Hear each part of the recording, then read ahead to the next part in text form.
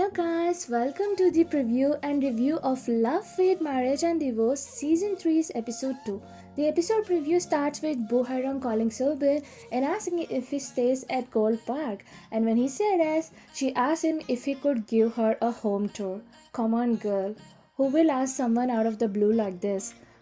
Things would have been different if Boharang is a YouTuber who showcases people's homes, but that's not the thing here. And she dresses herself up prettily and with minimal but pretty makeup, and while looking at the mirror she was like, I love myself the most. Well, whoever watched season 1 and season 2 already know that she loves herself the most. Looks like she's planning to go to his home and create an atmosphere to make him fall for her. So the teaser scene where they both drank some wine might come true, but not the other scene where they both got intimate after being drunk. And after watching episode 1, I'm sure that Sobel is not at all interested in Boharang and is more interested in Lee Seon, so that intimate thingy could just be Boharang's imagination. Well, let her imagine and be happy because one day she will hit the reality and she will feel disappointed. Park Hye Run calls Lee Seon and they both meet up and he tells a beautiful phrase that time is the essence. Well, on a side note, I want to tell to Park Hye Run that you missed that essence to reconcile with your wife. I know Park Hye Run did not ask for it, I'm just giving you a free advice. And he tells her that he badly needs the acupuncture therapist in order to cure his whatever happened to his face and mouth, etc. Looks like Lee Seon shared this news with Boharang and Sapyeong, and Boharang was quick enough to tell that it is his punishment. Well, when I watched the episode 1, I did not think that it could be his punishment. I thought it is a normal disease that would go away within few days or few weeks. But Boharang said that it is a disability. Boharang questioned if she will take him back and told that a disabled husband at home will only slow you down at work. Well, she's with another truth bomb. Well, I'm not telling that you should leave your husband if he's disabled. But if your husband is like Park Hye Run and you are like Lee Seon who gave all your life, who sacrificed everything for his happiness, despite of all these things he cheated on you mercilessly and left you and your children in order to have a new life and a baby with his beautiful young mistress, did not even bothered about your pain and divorced you harshly and told you to take the custody of your children as if he is doing a favor on you, and tells to his mistress that his children doesn't need him because they're already grown up. So in that cases, if he gets dumped by his mistress and he is sick and disabled, well, you don't need to sacrifice more of your life in taking care of him. Just put him in a care center and visit him once in a while, not as a wife because you don't have a relation with him now, but as a mother of his children. Sapyeong runs out of the house shocked that Jia attacked her grandmother Dongmi, and well, it is possible because Shinkirim was at Jia's place today in episode 1, and obviously he might have possessed her. We have seen in season 2 episode 16, right? He possessed her and she went to Dongmi's house and she tried to strangulate her. And then Amy started to feel chills all of a sudden. Of course, it's winter, she can feel chills, but she's inside the home where there is heater. So I guess it is cause of Shinkirim who is in and around her. So after possessing Jia and coming to Shin Yushin's house, he must have chosen to stay over there in order to revenge on Dongmi.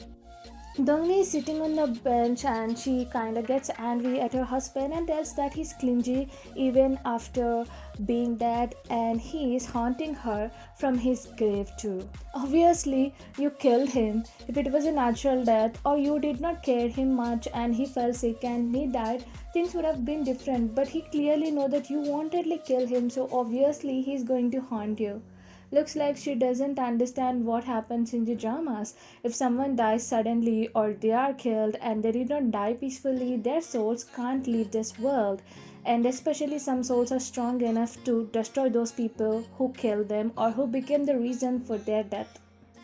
I can't wait to see the day Shinkirim will bring out the ugly truth of Dongmi in front of everyone and she'll be kicked out of the house. Boharang gets a call of her friend Sunga and she tells that it seems like there is a death in Sahyon's house. Boharang strongly believes that it couldn't be his parents. And then you see Pan Sa-hyun's father, Pan Moon-ho, is on the stretcher and his wife is crying. And in the next scene, you see that a person is covering the person on the stretcher, and Sa-hyun says that, "Don't do that, don't take her. This is absurd." So who is this her? Songwon? Obviously, Songwon is in his life, but I don't think so that it is Songwon who is dead. It could be Poo Hae-rung's imagination because she thought that his parents will not be dead, so obviously it could be Songwon. She might have died during the childbirth because of her age, but I say it's not Songwon because there are 11 people in the official poster and Songwon is one among them. So that means she is an important character in this series and this season. So obviously they're not going to kill off her character in the second episode. And I don't want to predict who else could be dead in his family because if that doesn't turn out to be true, I would feel bad because I killed a character though that character was not supposed to die. Though it is just a drama, but still I don't want to name someone as dead when they aren't. Amy prays for her biological father, Dr. Eun's soul to rest in peace. In the hospital, Songwon sees her baby boy and tells to the doctor and nurses over there that her baby looks at her and they all agree to it, and she smiles happily looking at her baby. And there is the scene where the cab driver woman rings some kinds of bells and tells the person to get out of the cab, and that person seemed to be transgender. So according to my K-drama knowledge, these kind of bells are used around the people who seem to be possessed by some spirits and ghosts. So it could be like Shin Kirin possessed that person in order to go to Shin Yoshin's house. So at my place, transgender people's blessings are seen to be really very good. So they are invited when someone births a baby or someone is pregnant, and they were rewarded with money for their blessings.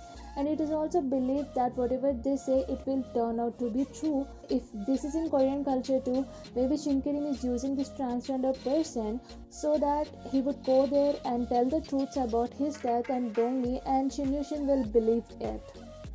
Namgabin and Dongma are at a restaurant. Namgabin is staring at her phone and he just grabbed the phone and told her to focus on him, on their wedding, and asked what gift she wants for their wedding. Well, if Namgabin is the one who broke up with Park Hye Run few days ago, telling that she doesn't want to marry someone she doesn't love. She told to Dongba that she's not going to start over with him. She went to Lee Seon and begged her on knees that her parents did not raise her this way. This quick, she accepted his proposal. Well, it could be true because Namgabin actually loves him. She still has feelings for him, but she holds herself back because she's scared if he leaves her again just like he dumped her before. And that is the reason, though in the hospital, when he tried to put his arms around her shoulders, she pushed him. But when he kissed her, she did not stop him because she still loves him. But, babe, if a guy proposes you and tells you that even after the marriage, he's going to get tempted by the other woman, he's not your right choice. Well, Namgabin can't blame anyone but herself if she marries him and if he gets tempted by other women and cheats on her.